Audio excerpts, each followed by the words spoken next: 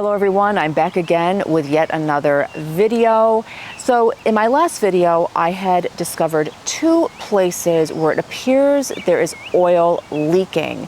One of those locations is behind the driver's seat. And we believe that the source of that leak was from the camshaft position sensor. So we have decided that one of the things we're going to do today is we're going to replace that sensor, and I have a replacement part here.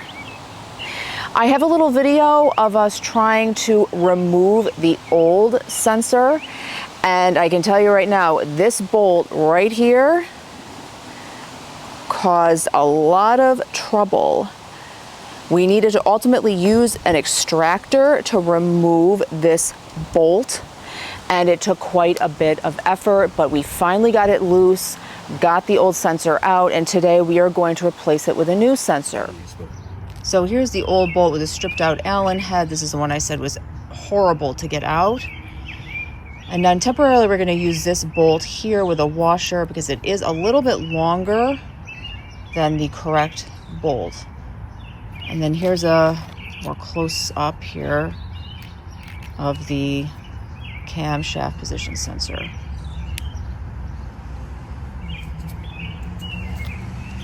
First you're going to put a little oil along the perimeter and lubricate the seal.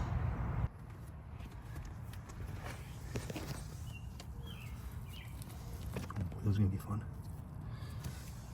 This is gonna be fun.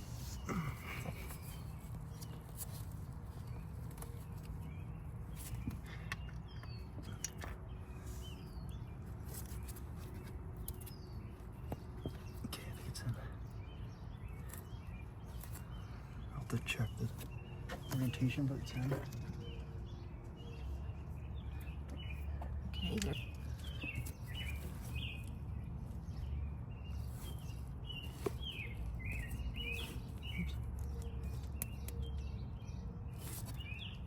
It's right there. Just gotta. Now we're tightening the bolt. Something to be aware of, it is very tight back here. So you're only able to turn very little bit. So this takes a little while to tighten this all the way. It took about 20 minutes, but it's now tight. So the camshaft position sensor has now been replaced.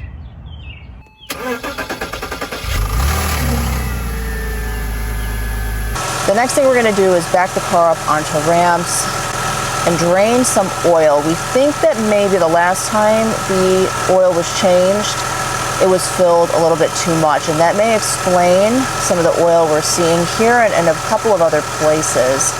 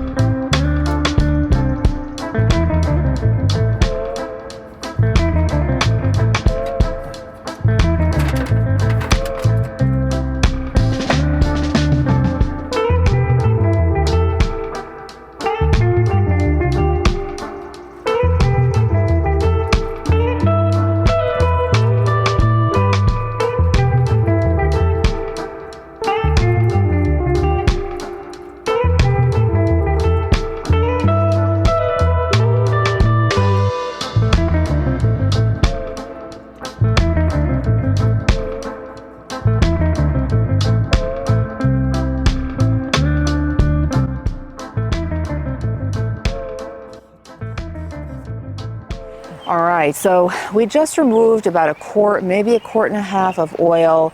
Gonna take it for a spin and see where the level is. So this is just an example of why it's important when you are putting in the oil to do it slowly and to check the digital level gauge.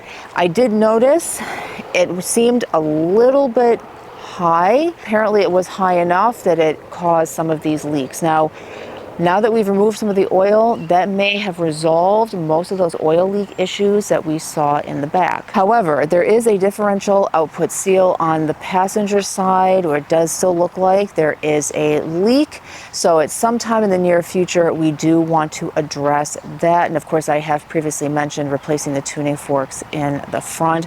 So more content yet to come.